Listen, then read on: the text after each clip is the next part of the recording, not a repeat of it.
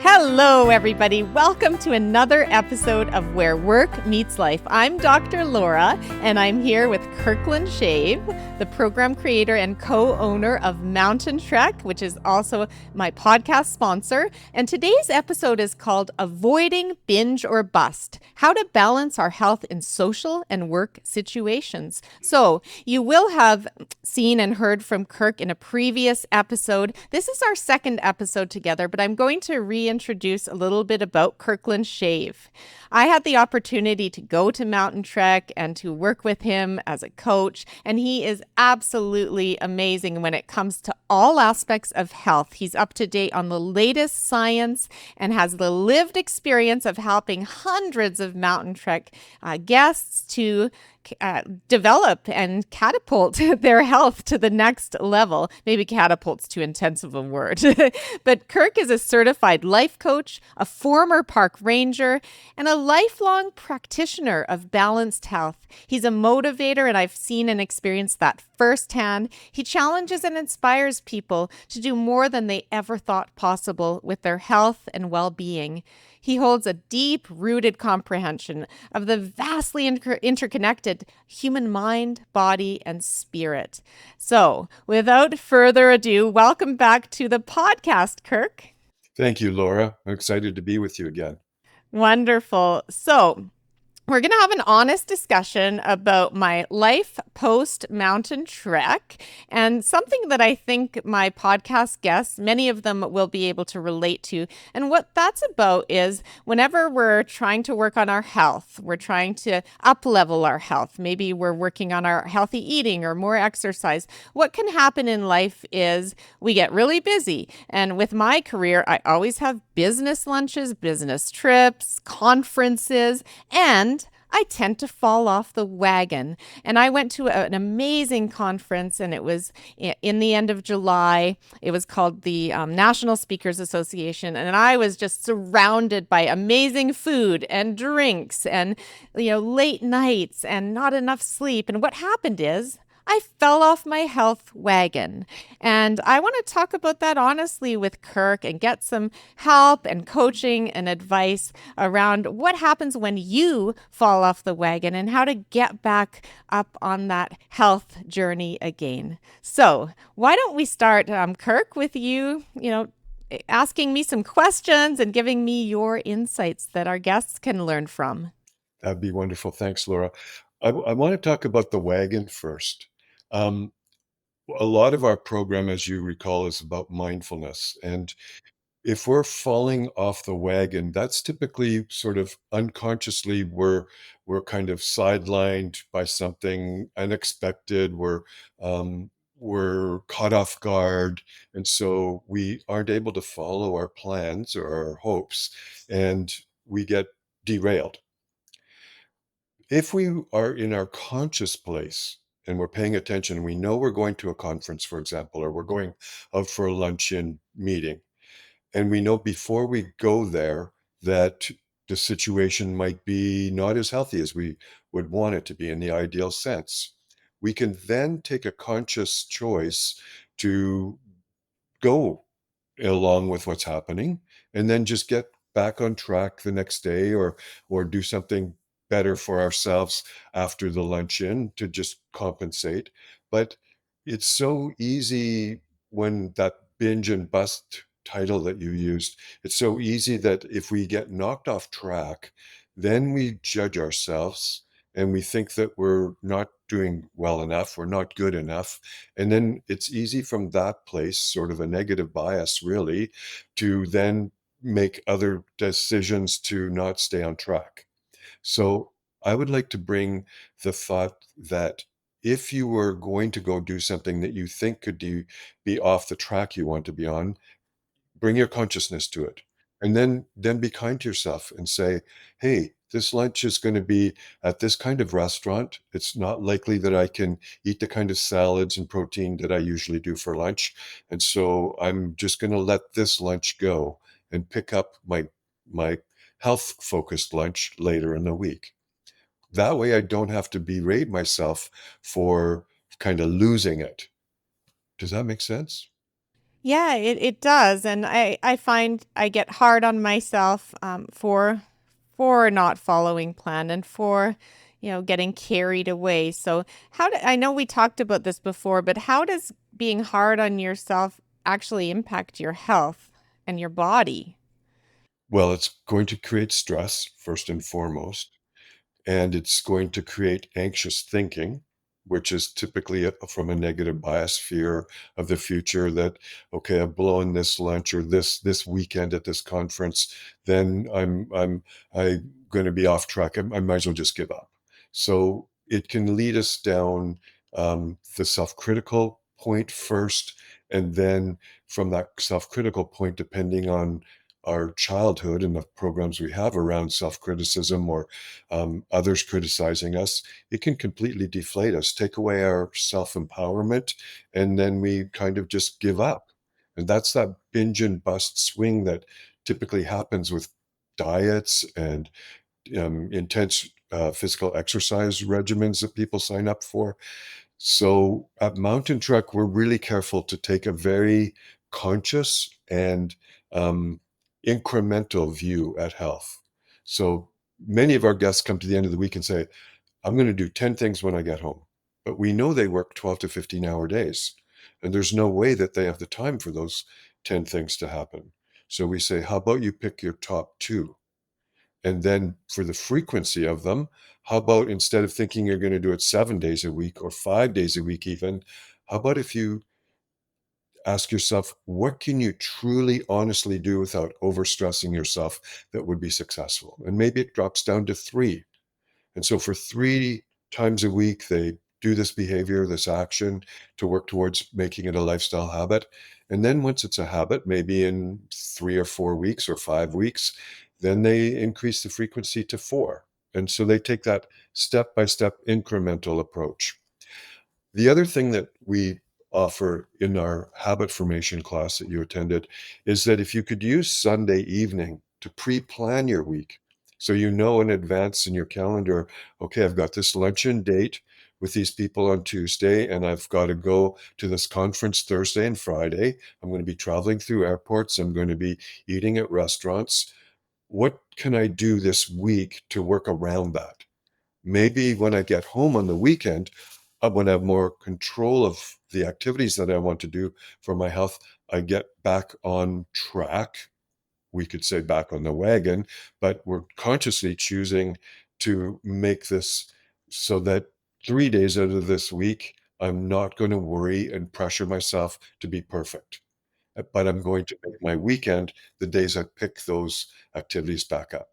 Yeah, that is really, really well said. And I I'll give you an example actually, because I think a couple of examples might help as I process what just happened in my, falling off the wagon, which could have become a bust. I mean, it definitely was a binge, but it's not going to be a bust because I'm back in town and I've picked up the pieces and I have Kirk in my court, which is a real gift, and doing this episode. But I signed up for this dinner where I was with strangers, and you signed up for different restaurants at this conference. And I signed up for a new Asian restaurant because, first of all, I love Asian food. Second of all, new Asian sounded sort of a healthy flair on Asian. It sounded almost like, a California healthy, I imagined salad rolls. I imagined lots of options, lots of veggies, tasty, etc. But I didn't take the 10 seconds or 20 seconds to open up and look at the menu. That would have been smart.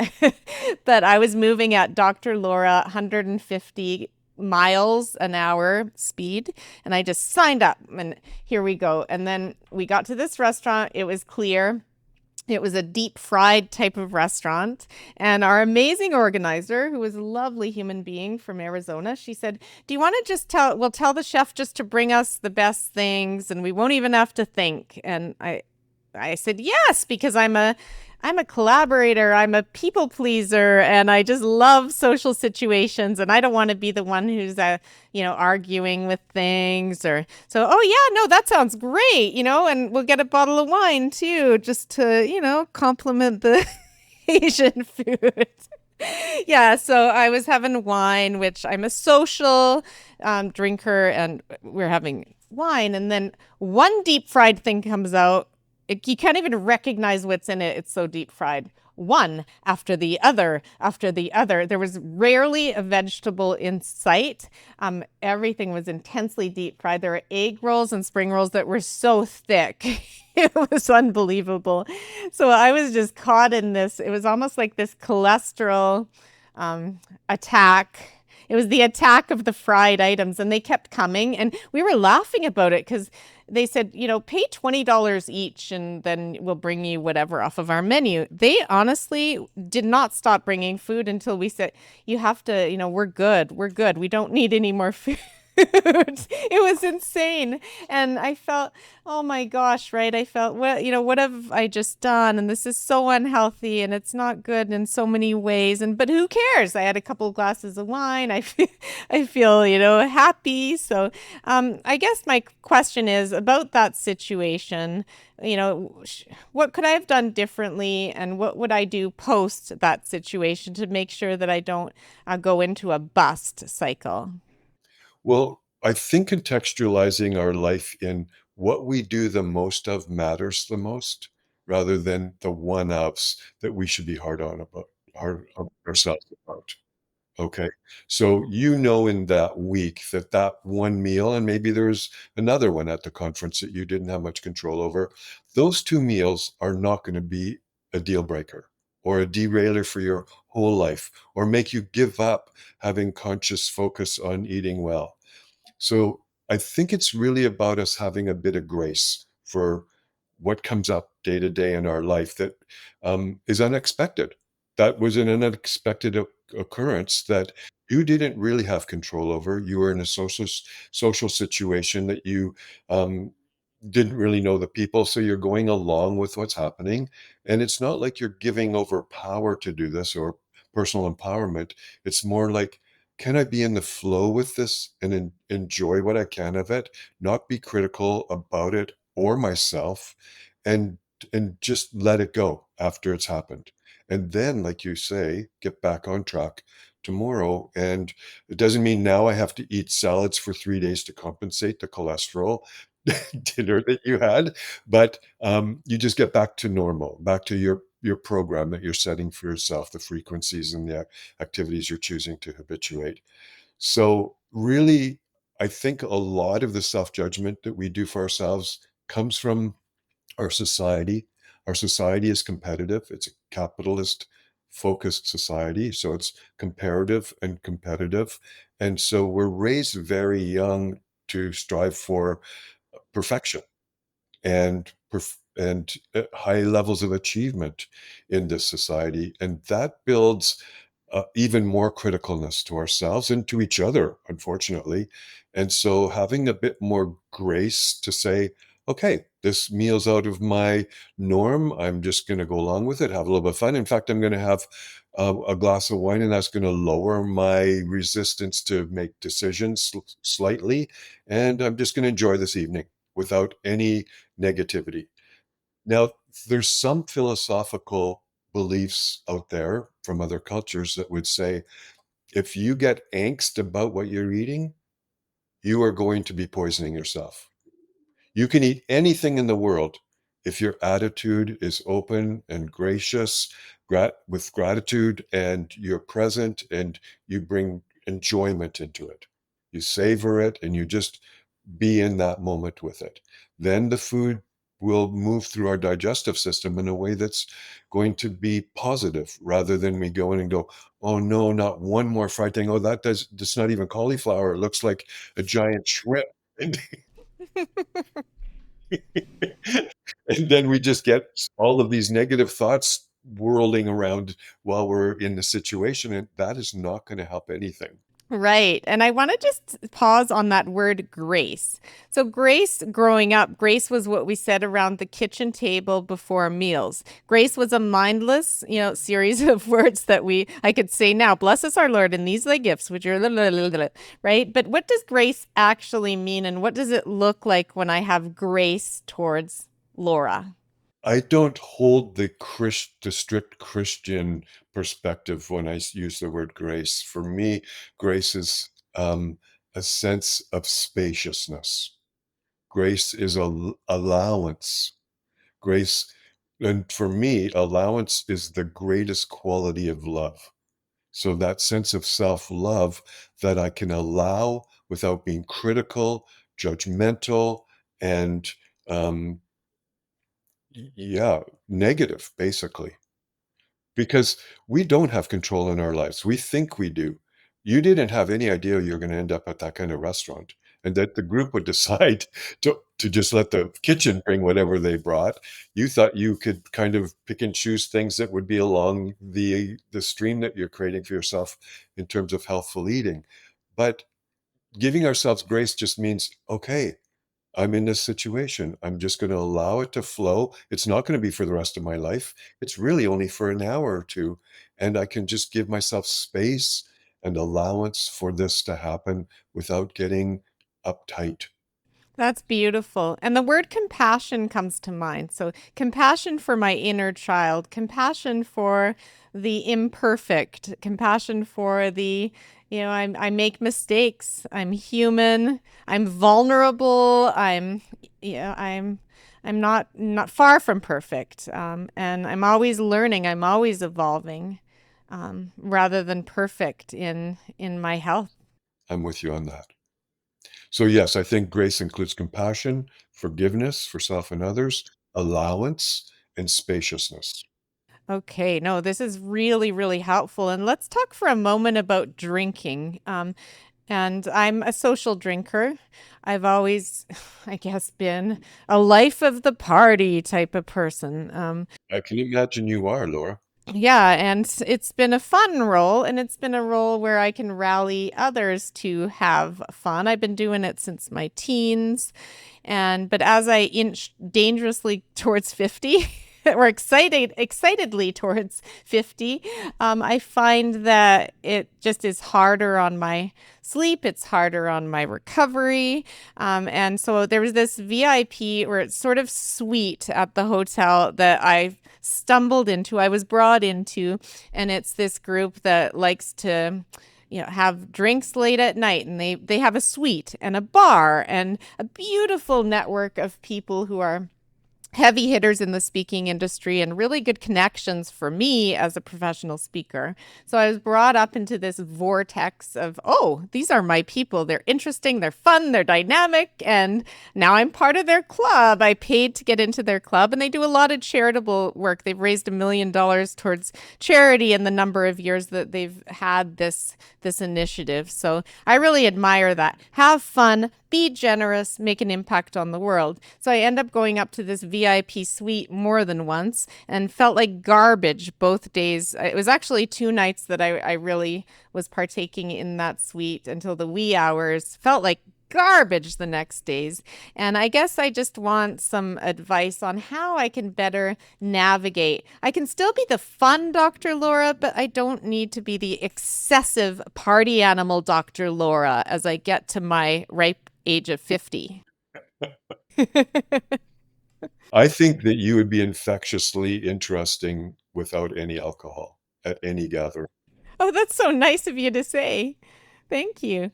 You are. You exude a lot of energy and you're sparkly and you're turned on and you love learning and you're very engaging with communication. So w- there may be an old script that allowed that part of you to come only when you had a drink of wine or something. But I think it's more who you are naturally. And you might experiment with yourself by going to another event like that where you just have a mocktail or um, some other non-alcoholic beverage and just see whether you feel held back by that or that you're not as effusive and engaging. And I rather doubt it, but you might just check your belief system around that. Now, alcohol is completely socially acceptable in our culture. It's only very recently that World Health Organization, Mayo Clinic, Harvard Health have come out and said that actually no alcohol is good alcohol. There is not even one single drop of what ethanol is, which is a hand cleaner, that is good for the interior of our body or our liver or our brain or anything. So, unfortunately, uh, the advertisements that the alcohol industry has put out for antioxidants and things like that, really, they don't count. You could have two grapes and there'd be more resveratrol in the grapes than there would be in a red glass of red wine. So it's starting to shift. Like I've noticed it at our health food store that 3 years ago, there was one craft beer that was non-alcohol. Now there's 8 or 10 in our little health food store. And it's the fastest growing sector of the beverage industry is non-alcohol beverages. Guinness in Ireland spent 2 years to make an exact Guinness that was as zero point 0 beer as their original Guinness stout beer. That's a huge investment for an alcohol company. But they see the writings on the wall that people, as they're aging, find it more difficult to sleep. The liver heats up in the first 3 hours of our primarily non-REM sleep, and we end up sleeping very lightly. It ends up being calories that we don't want that we end up storing. Um, it it it maybe limits our ability to drive and do all kinds of things. So I think more and more people are fine about maybe going to a social event, maybe have one glass of wine and then switch over to a non-alcohol beverage, and it's more and more socially acceptable. And I think that's the key. I think, yeah, I mean, you said a lot of important things here. I think I can have one and still be fine and in control, but when I have two, I start to not care about what I eat. When I have three, it's into salt. So if I have three, it's, oh yeah, these chips look mighty fine. and, and then I just go down the hill of salty junky food late at night. So I think it's that the inhibitions go. And I mean, is that common after two drinks? Yes, very common, and it's that prefrontal executive functioning part of our neocortex in our forehead, behind our forehead, that helps us make good decisions. It gives us our willpower to say yes and no to things, and that gets kind of blocked after, depending on the person, their body size, how much they drink normally, that gets blocked after so much alcohol, and that's why the second one's easy and the third one's easier. Yeah, so I think the one and done philosophy or the none and done. So I think one chased by lots of Perrier water with beautiful limes and lemons. We talked about that at Mountain Trek. Perrier water with a nice lemon or lime cut up in it is quite lovely. And then, or some craft beer or mocktails. A friend of mine started Partake, and I love their products. He started it because he was unable to drink alcohol because of celiac, and he said he really missed craft beers, and he started this brand in Canada called Partake, and now it's sold all over North America. And they're peach grosh. You use it?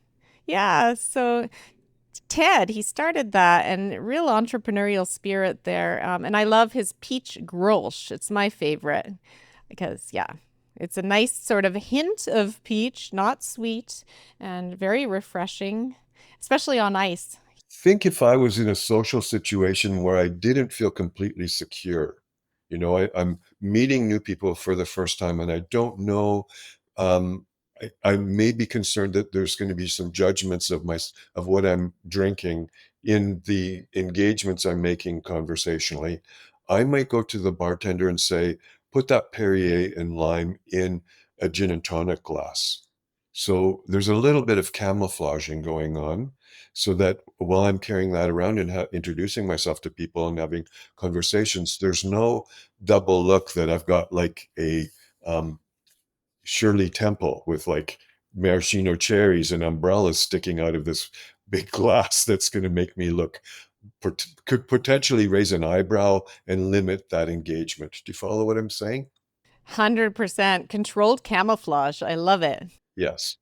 There's nothing wrong with doing that if we're holding to a particular boundary around that's how I'm going to drink my second drink and my third drink. Beautiful. And yeah, I'm being really vulnerable here. I don't usually talk about this. I mean, I think it's important though to talk about that alcohol is a form of poison and no judgment, of course, but if we can retract on some of that, we'll just be healthier and feel better for it. And I admire people that are able to or decide to or choose to not drink at all. And you should be proud of that and confident in your choice there. And but if you're like me that you don't want to give it up altogether, I mean, I like the taste of a beautiful sparkling prosecco with a girlfriend.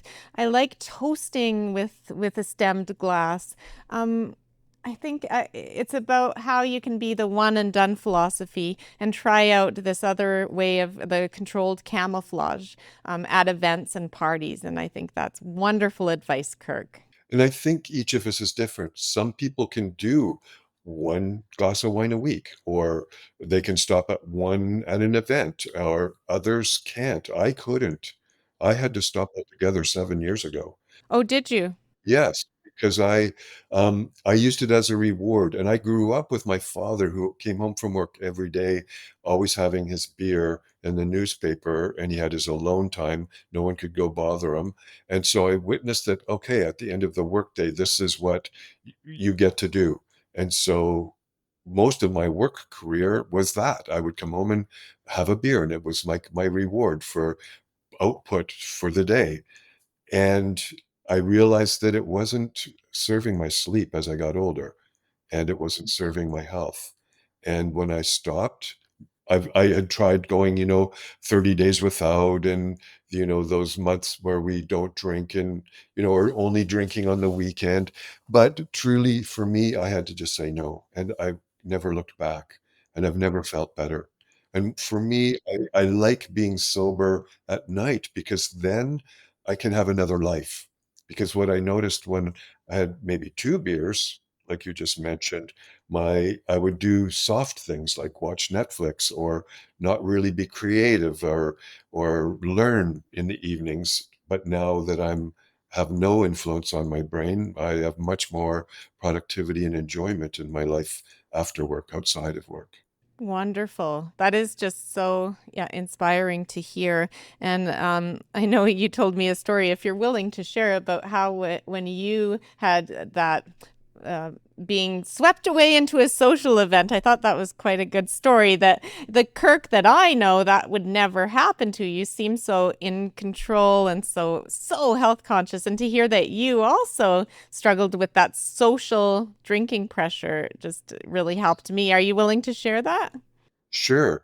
Mountain Trek was voted by Travel and Leisure to be the #1 health retreat in the world back in 2016. So I went to New York to receive the award, and it's a big gala event up on the rooftop of a turn of the century granite building right downtown Manhattan with gardens all over it and jazz trios playing, and the servers are carrying around platters of delicious finger food, and then there was the stemmed glasses of champagne galore everywhere. And yes, I ended up after my second glass of champagne just taking my shoes and socks off and going barefoot through through the event, and I got tipsy, and I realized, whoa, um, it was fun, I have to say. I had a great time, but it's not I probably wasn't, the best at my social engagement when I was meeting and introducing myself and everything to other people. And that experience was part of my decision too, to stop drinking.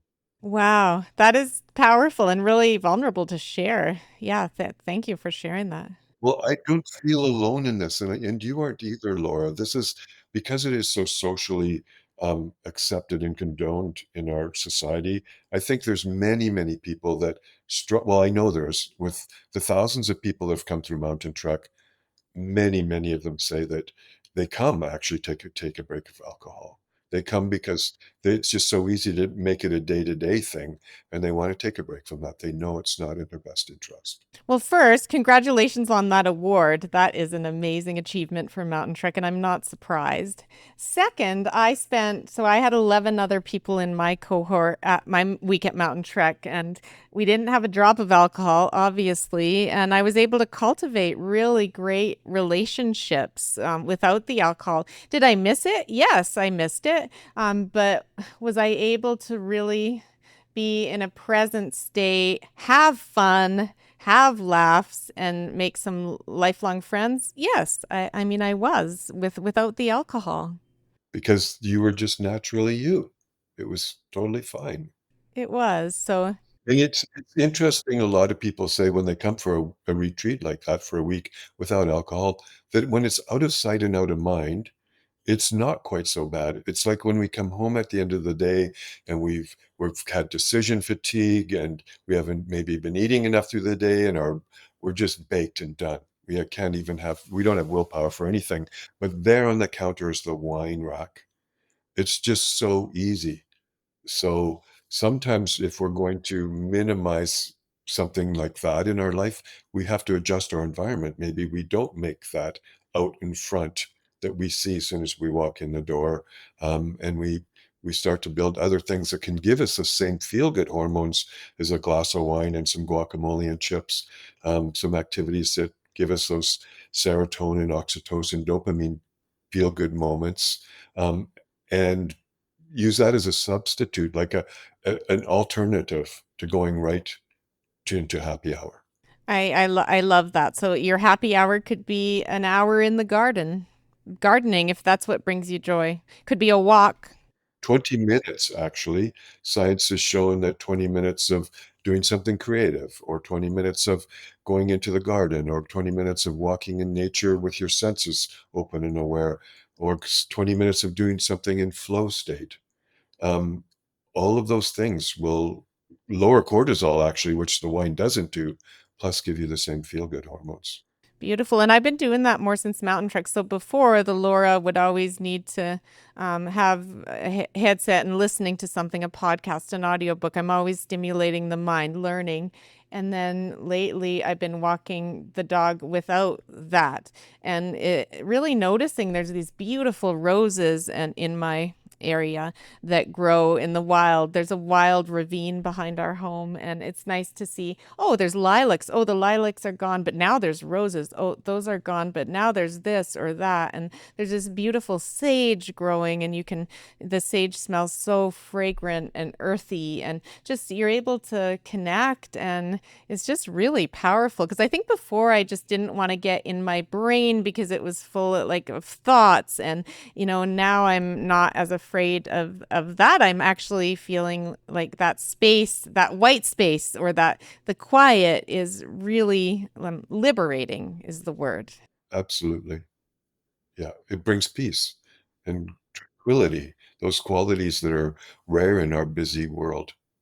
Very much. So I just want to, as we're finishing up here, do you have any hacks for airports? Because I do a lot of business travel, and I think some of the listeners do, whether it's business travel or leisure travel. You get stuck more in airports these days. You get flight delays, etc. So what are the hacks around travel? Again, personally, I would schedule that day in multiple airports if I was going on a long travel, is going to be a so-called write-off day. It's going to be a day that I'm not going to be doing my best on my food, movement, and stress management regimen. So I'm going to go more into that open, spacious allowance state that allows me not to be self-critical, but just to be in the flow. Now, if I go through the food court of the airport and I'm hungry and I'm looking for some lunch, I will definitely choose the healthiest form of food available that's in alignment to my desires. But if it's not, I'm already told myself that this isn't going to be a day that I have to be on. I might have to accept something, maybe not deep fried new Asian food, but I accept something that's a little less than what my optimum desire would be. But there's also other hacks besides just the attitude and the orientation. You can come to the airport with snack bags in your bag. You could have some almonds and nuts and seeds in a bag and a piece of fruit, and that can be a snack that you have on the airplane that is probably better than the other snacks that you would have to buy in the airplane. Just be careful. They don't like apples. I remember bringing an apple. Yeah, they're like, "You have an apple?" I'm like, "Yeah, I had an apple." No, no. If you're staying within your own country, you should be okay with that. Um, And water is really important traveling. I find that it's so easy to get dehydrated, and so if we just wait for the service people on the airplane to bring us a cup of water every 2 hours or so, it's not enough for me, so I always take a water bottle. And I would probably take some electrolytes, when I go travel too, and that just helps me maintain that. And my nutritional supplements, if I'm taking a one-a-day food-based vitamin or something, I would make sure I've got all of those in me before going on the travel, because travel is stress. There's no way that it isn't. We're watching the time, we're rushing between gates, we're making sure we're getting through security. Oh, we got something that's more than 3 ounces, and then our heart rate goes up and cortisol goes up. So just knowing that that day is going to be stressful, what things can I put in place that I know help me de-stress? I would listen on the flight to something relaxing. I may not just, it's easy to watch action films, but I might only watch one of those. And then for the other 4 hours, I'm going to put on a guided meditation um, recording and listen to that, and just allow more spaciousness and stillness and tranquility be brought into my experience. No, I love that. And I download meditations for that purpose. I also brought electrolytes on this fateful trip, which was an awesome trip, but I brought electrolytes. I brought calm magnesium powder. I did not bring protein bars or protein powder but I brought collagen protein that I like to put in coffee. And I'm drinking more decaf coffee post mountain trek, so that is good. I find that I like the ritual of coffee. I don't necessarily need the caffeine every day. And in fact, it makes me more anxious. So, yeah. Because it is a cortisol stimulant for most of us. So it does make us a bit more edgy and anxious again. And I think the collagen powder is good for your skin and your hair. And that's kind of my substitute for that horrible, what's that coffee mate crap? Instead, it's collagen powder. Oh, so it's a whitener. I treat it as a whitener, but that's how I get collagen in me so I can try to not look 50 when I turn 50. You look great, Laura. Don't be worried about it. And it's okay to get a wrinkle. Oh, yeah. Wrinkles are a sign of expressiveness. Yeah, or the sparkly crow's feet from your smiley eyes.